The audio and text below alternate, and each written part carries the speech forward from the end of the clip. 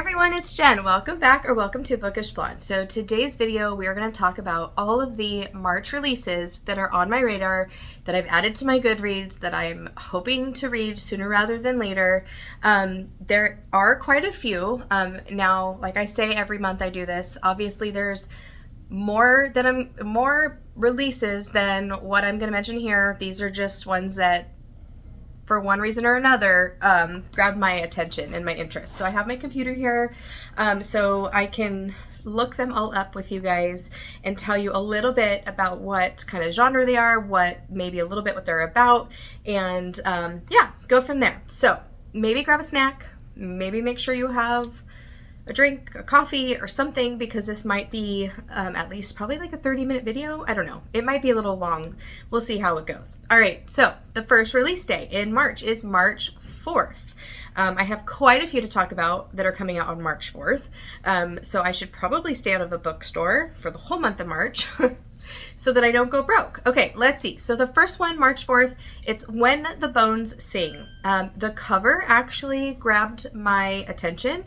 On this one, I was on NetGalley just perusing and scrolling, and I came across this one and I said, ooh, that sounds really good.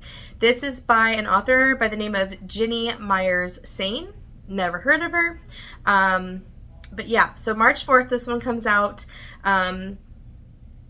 It's definitely horror, mystery thriller, a little bit on the horror side. I believe it is young adult, so it probably won't be too horrific. But it takes place in the Ozark Mountains in Arkansas, which I love that backdrop already.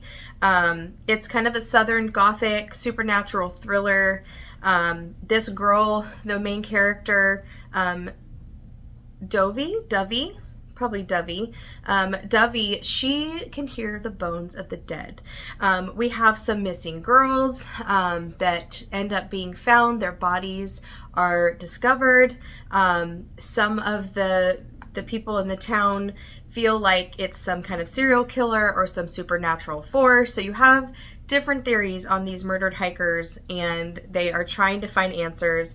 Looks like Dovey teams up with their friend Lo, and they are trying to unearth the bones, unearth the secrets deep in the hills and the mountains of the Ozark Mountains, and trying to figure that out before anyone else gets killed. So that one sounds really good. I'm excited for that one. I hope I don't say I'm excited for that one every single book, because that will be annoying. I will try my best. This is why I love doing this. I get so excited talking about books coming out. Okay, this next one is called Count My Lies. It's by Sophie Stava, another author that I don't know. This is a mystery thriller. It's an adult, for sure an adult title. And it says, this one's tagged as Read in One Night Suspense Thriller, narrated by a compulsive liar whose little white lies allow her to enter into the life and comfort of a wealthy married couple who are harboring much darker secrets.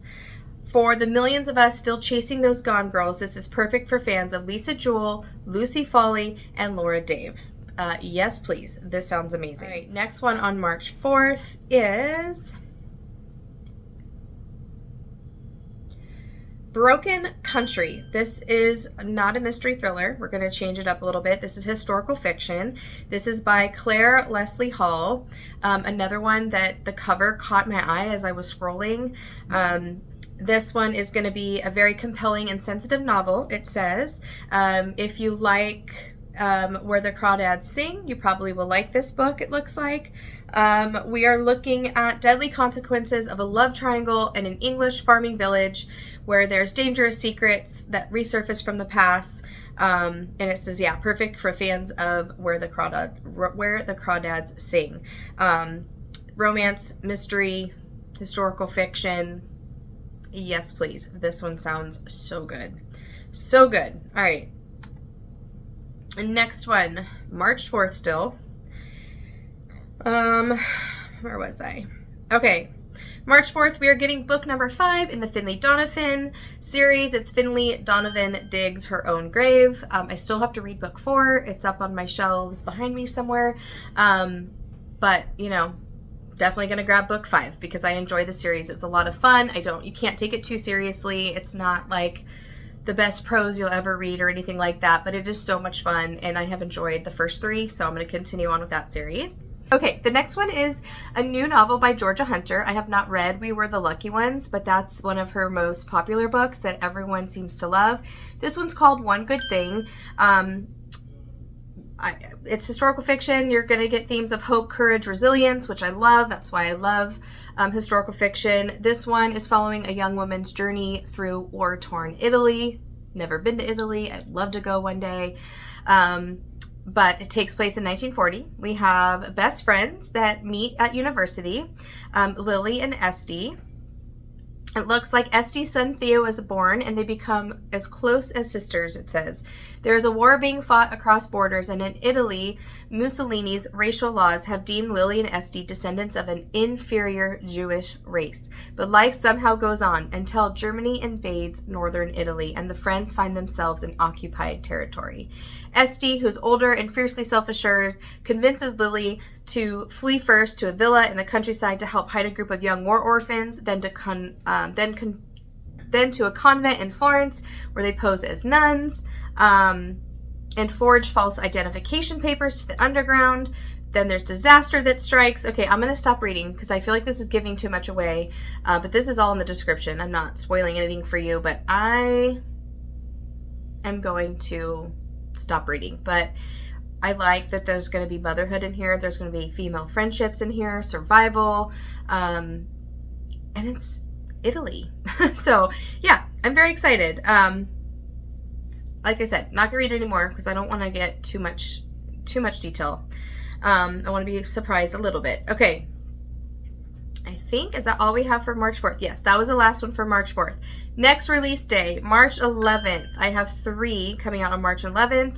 The first one is another author that I've never heard of before, Christina Dodd, and this book is called Girl Anonymous. I love the cover on this. It says, The Godfather meets West Side Story in this twisty, darkly romantic thriller from New York Times bestselling author Christina Dodd. A dangerous blast sends a girl into hiding to escape a deadly family feud. So as a child, we have Marja Dare, and she saw her mother ignite an explosion that killed vengeful mob boss Benoit Arundel and herself to save Marja's life. Marja's been on the run ever since, fleeing from intimacy, from love, and from consequences. I know I'm looking down a lot. I'm sorry, but I'm reading these out. It's just too much for me to remember. So then fast forward, Marja is now an adult. She's hiding in plain sight. She works in the fine arts business, transporting priceless art. She's working for a new client that brings her to a mansion where the fateful blast from her childhood occurred. So then she meets Dante, the ruthless, scarred, and brooding Arundel family boss. He watches her with dark intent, but does he remember her? Will he use her to take revenge for his father's death? A chance turn of events earns her his trust when she courageously leaps into flames to rescue his mother, and what happens between them in the darkness sets their worlds on fire as Marja recklessly abandons her lifelong caution and self-imposed isolation. Again, I'm going to stop reading, but this is going to be a romance, thriller, mystery, suspense type book, and it sounds really good. I don't read too much with like mob bosses in it, so I think that's going to be fun to read because that'll be more of a newer subgenre for me. Next one on March 11th, we're getting another book by John Mars called You Killed Me First. I am so behind on my John Mars. I feel like he puts out books so quickly I can't keep up, but I've always enjoyed everything I've read by him. So this one definitely is on my radar. It's already got 4.54 stars on Goodreads. It looks like we're following 3 women with secrets, and who will make it out alive, we're not sure. Let's see. In November, a woman awakens to a nightmare. She's bound, she's gagged, she lies trapped in the heart of a towering bonfire. As the smoke thickens, panic sets in. She's moments away from being engulfed in flames. How did it come to this? So she has no idea how she even got there. There is a giveaway right now for a Kindle copy of this book on Goodreads, if you're interested. It has 9 days left, so it might be over by the time you're watching this. I'm not sure when this one's going up. But You Killed Me First is another thriller by John Mars. his tend to be psychological thrillers, but usually with a lot of suspense in them. It looks like we start the book off where she's about to be burned alive. She doesn't know how she got where she is or where she is. And then you go back in the past 11 months ago. You're following Margot, who's a fated TV star, and her friend Anna, and glamorous Liv. So looks like a new family move into the street, and these three women soon fabricate the perfect friendship, but each harbors their own deadly secrets, and newcomer Liv senses something is terribly wrong beneath the polished exterior. So we don't know which woman is bound and gagged and in flames. So I love that setup. I love when we don't know who is the person that, you know, dies in the beginning of the book or is in the trauma in the beginning of the book. So I'm very excited about that. Yeah, which lady is in the fire? Ooh, gotta read to find out. I'm so excited. That sounds so good. Okay. I love messed up female friendships too. Those always get me hooked. All right. The next one is the last one for March 11th. This one just sounds like so much fun. It's by Sarah Harmon. It's called All the Other Mothers Hate Me. This one is a mystery fiction thriller, it says, but it has humor in it. We're following Florence Grimes. She's 31 years old, and she's always taking the single way out. She's single, broke, and unfulfilled after the humiliating end to her girl band career.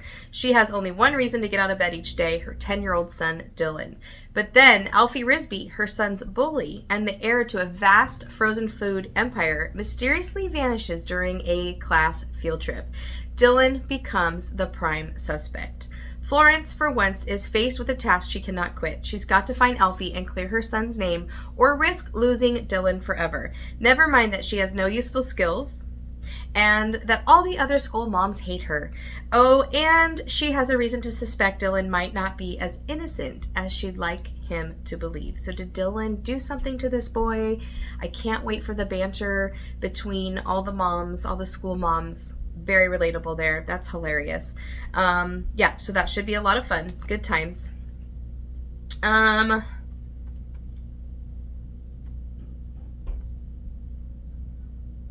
family's gonna want dinner soon, so I gotta finish this up so I can make dinner. Okay, on the 13th, we have a new novel called Story of My Life. It's a romance. It's by Lucy Score. Lucy Score is a very well-known author. I've never read any romance by her. She has a lot of popular series. This one grabbed my attention because it's book one in a series, so it could be a decent place for me to start with this author. We have a small town rom-com. I love small town romances. We're following Hazel. She is forced to move out of her Upper East Side apartment and is given a final warning from her publisher. If she doesn't turn in a book by her next deadline, they're cutting her loose. So we have a book about writers, book about books, which I love as well. So Hazel decides to leave what's left of the city life behind her and buys a house in rural Pennsylvania, sight unseen. How better to entertain the loyal readers she still has and rediscover her writing mojo than immersing herself in a small town life. Too bad this town looks like it's on its last legs. At least she's finding swoon-worthy inspiration from her hot, grumpy contractor Cam and his animal rescuing, community-involved family. It's all just research. What could go wrong? So we got the small town romance. Yes, please. We have a man that loves animals. Yes, please. He has a family that I'm probably going to fall in love with that's involved in the community. Yes, please. And he's hot and grumpy. So I love grumpy sunshine romance books as well. So this one is on my radar. Have you guys read any Lucy Score? Is there any title you would recommend as a good starting point for her? Put it down in the comments if you can. Okay. I say, okay, a lot.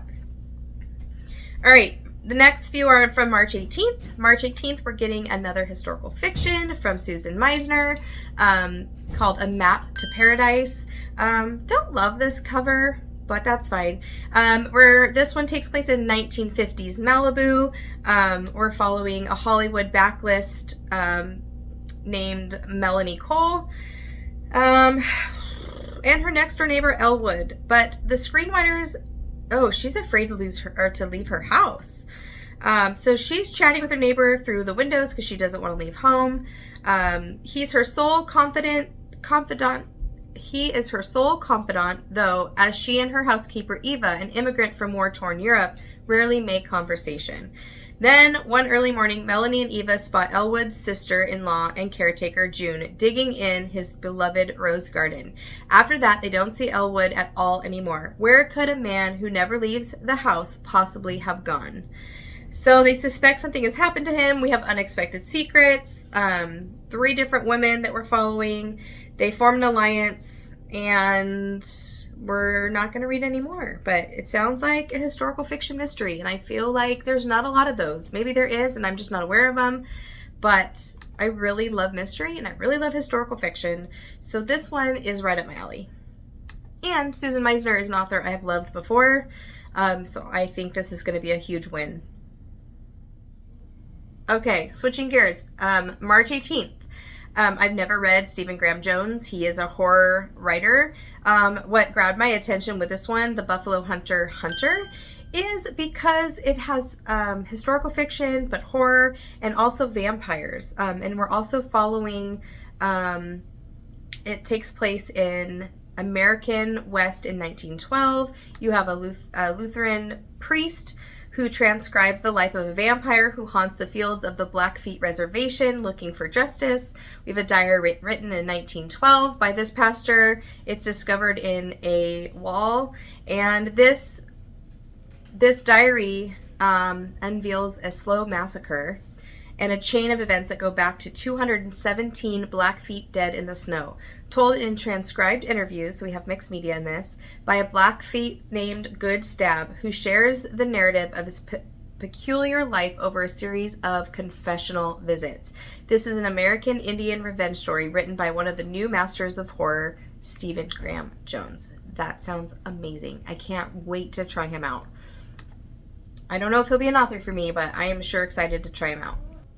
Okay, next one is The Story She Left Behind by Patty Callahan Henry. I am so excited for this one. I read The Secret Book of Flora Lee by her, and I loved it. I really, truly loved it. This one's historical fiction. We do have a mystery in here as well. This one is book about books. We are following, let's see. Oh, inspired by a true literary mystery, New York Times bestselling author of the mesmerizing The Secret Book of Flora Lee returns with the sweeping story of a legendary book, a lost mother, and a daughter's search for them both. That sounds like The Secret Book of Flora Lee a little bit, so this is interesting. Okay, 1927, 8-year-old Clara Harrington's magical childhood shatters when her mother, who's an author, disappears off the coast of South Carolina.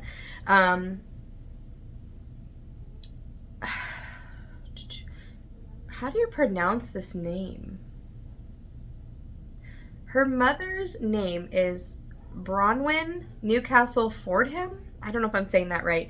Bronwyn stunned the world with a book written in an invented language that became a national sensation when she was just 12 years old. Her departure leaves behind not only a devoted husband and heartbroken daughter, but also the hope of ever translating the sequel to her landmark work. As the headlines focus on the missing author, Clara yearns for something far deeper and more her beautiful mother. So, and then we follow 1952. Clara is an illustrator, can't talk today, raising her own daughter, Winnie, when a stranger named Charlie Jameson contacts her from London, claiming to have discovered a handwritten dictionary of her mother's lost language. Clara is skeptical. Compelled by the tragedy of her mother's vanishing, she crosses the Atlantic with Winnie, only to arrive during one of London's most deadly natural disasters called the Great Smog. That's something I know nothing about. With asthmatic Winnie in peril, they escape the city with Charlie and find refuge in the Jamesons' family's retreat nestled in the Lake District. It is there that Clara must find the courage to uncover the truth about her mother and the story she left behind. So, yeah. Okay, sounds good. It's still unclear to me if this is like a prequel, a sequel, or a completely different story. But I guess I'll find out when I read it. The next one on the 18th is called Killer Potential by Hannah, not sure how to say that. This one is a thriller mystery. Also a little bit of contemporary in it. It's saying, according to Goodreads, a darkly funny and provocative edge-of-your-seat thrill ride follows two unlikely fugitives, an SAT tutor who finds her rich employers brutally murdered and the bound woman she frees from their mansion. An irresistible debut novel, perfect for fans of The Guest and My Sister the Serial Killer. I loved My Sister the Serial Killer. That was such a good book. Yeah, so you're following Evie, who is the scholarship kid working with an SAT tutor. For her parents are very rich. Yeah, and it looks like they go on a kind of adventure trying to figure out who the killer is. It says, by turns cunningly hilarious and deeply insightful, Killer Potential is a strikingly original debut, a literary novel with page-turning intensity of a thriller that asks timely questions about our belief in the romance of social mobility and how the stories we're sold about our potential can shape the course of our lives. So yeah, sounds good. And it's such a cool cover. I like this cover. Okay, last but not least, on March 18th is The Summer Guest by Tess Gerritsen. This is book 2 in the Martini Club, so I'm not going to say too much about this because I have not read the first one either. But both are on my radar. We have an older woman who's a spy. That's all I'm going to say because I don't want to ruin the first one, but I think someone vanishes, a teenager vanishes, and I'm not sure, maybe the main character becomes a suspect or something like that. But again, I don't want to give away too much, but I really want to pick up the first one in this Martini Club series. It seems like a lot of fun. I have it on my Kindle, actually. So maybe, we'll see. Okay, so last release date in March is the 25th, and I only have 4 on the 25th that are on my radar. So let's just get started. This first one, I actually got a copy from NetGalley.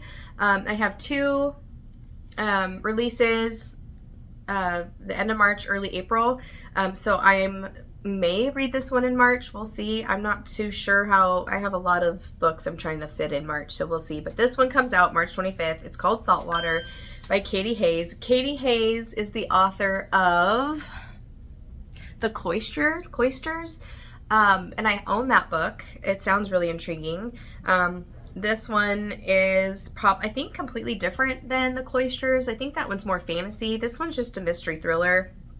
But we're following Sarah Lingate. She's found dead below the cliffs of Capri, leaving behind her 3-year-old daughter, Helen. It takes place in the early 90s. Despite suspicions that the old money Lingates are involved, Sarah's death is ruled an accident, and every year the family returns to prove it's true. But on the 30th anniversary of Sarah's death, the Lingates arrive at the villa to find a surprise waiting for them: the necklace Sarah was wearing the night she died. That's all I need to know. It takes place, another book that takes place in Italy. We got a murder mystery. I'm very excited for this, and I love the cover. I really need that to be winter to be over and we can be at the lake or the ocean. All right, next one on the 25th is a book by Kristen Ritter called Retreat. Another cover that I don't love, but that's okay. This one's another mystery thriller, suspenseful. We have a con artist in this one. This con artist puts herself into a the hell? This beautiful con artist puts herself into a wealthy socialite's life with deadly consequences. In this thriller about identity and obsession from actress, director, and best-selling author Kristen Ritter. So I think that's really cool. Let's see if she can write a book. She's a good actress. I'm very excited. We're following Liz Dawson. Weaves through a crowd with the ease of a tropical breeze, moving seamlessly through elite circles, sparking instant connections and making every new acquaintance feel like an intimate friend. She's clever, smooth, and confident, qualities that make her a brilliant serial con artist. Then we're following Isabel, who's beautiful, very wealthy, and the new owner of Casa Esmeralda, a fabulous villa on the Mexican coast. Please take me there now. That sounds amazing. So she's the perfect mark, right? So she offers Liz a job handling the installation of a piece of art in her otherwise vacant home. Liz can't resist the allure of a beach retreat. She longs for a reset, a chance to finally shred the grip of her addiction to the conning game.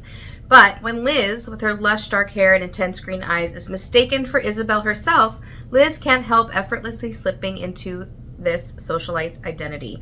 The transition is so easeful it almost feels like fate. But just who is Isabel, really? And why does she seem to have abandoned this stunning life of hers? So, yeah, that's all I want to read. Sounds good. Yeah, I'm excited. Excited to read something by Kristen Ritter. I think that's going to be really cool. Good for her. Good for her. Okay. 2 more on the 25th. This next one is one of my most anticipated releases for the entire year, and we are getting a new thriller from the Queen, Ashley Winstead. I am so excited. Sarah over at Sarah's Nightstand actually got an arc, a physical arc of this book. So jealous. I got denied on NetGalley for this one, but that's okay. I'm going to buy it. I think I actually might have it pre-ordered. I have to check. But this is called This Book Will Bury Me by Ashley Winstead. Like I said, I loved all her thrillers, so I have very high hopes for this one. It's the most famous crime in modern history, but only she knows the true story. After the unexpected death of her father, college student Jane Sharp longs for distraction from her grief. She becomes obsessed with true crime, befriending armchair detectives who teach her how to hunt killers from afar. In this morbid internet underground, Jane finds friendship, purpose, and even glory. So we have 3 shocking deaths of college girls in Idaho that takes the whole world by storm. There's people racing from everywhere to solve these crimes, so Jane and her friends are determined to beat them. But the case turns out to be stranger than anyone expected. Details don't add up. The police are cagey.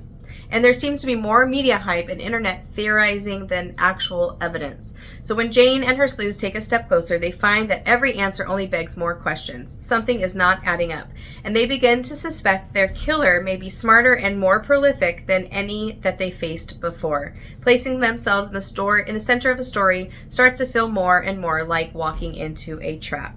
Told 1 year after the astounding events that concluded the case and left the world reeling, when Jane has finally decided to break her silence about what really happened. She tells the true story of the Delphine massacres, and what she has to confess will shock everyone, even the most seasoned true crime fans. Sounds so good. I cannot wait. As soon as I get that in my hands, I'm reading it. Should have thought of that when I built my March TBR. Okay, last one for March that is on my radar is a book by Allison Gunn. This one is called Nowhere. I love this creepy dark cover. It says Mayor of Easttown meets The Outsider. So I loved both of those shows. I didn't read The Outsider. I think that was Harlan Coben, maybe? Anyways, this one, we have Rachel, who throws herself into her career as a police chief in a small Virginia town. She's avoiding focusing on her grief because she has just recently lost her young son to an accident. Meanwhile, her husband Finn, a washed-up writer whose alcoholism led to the devastating tragedy that changed everything, struggles to redeem himself before his family completely falls apart. Their 2 daughters are the only things keeping Rachel and Finn together, but the girls have demons of their own. At the same time, a disturbing crime rocks their tight-knit religious community, sending Rachel chasing leads in a place that does not take kindly to outsiders. When an ominous force in the forest starts calling to the children, fear spawns hate among the townspeople, placing the Keenan family directly in the line of fire.